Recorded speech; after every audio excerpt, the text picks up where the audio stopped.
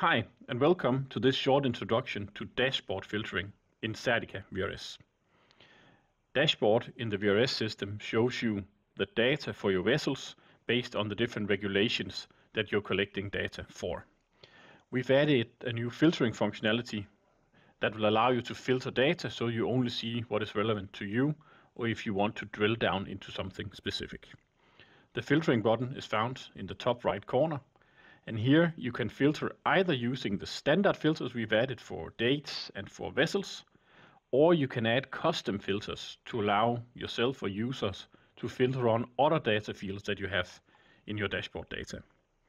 To apply a filter, you simply select one of the areas here and you decide which data you would like to include. In this case, I can include some different vessels in my filter. And I apply, and now the dashboard will only show data for the selected units. In this case, even though I selected 3 vessels, I see data for 2 because I only have data for 2 of the vessels selected. To reset the filters, you do it almost the same way. You open your filters and you have a reset button to take you back to the full overview. That's it for now. We hope you like it. Have a nice day.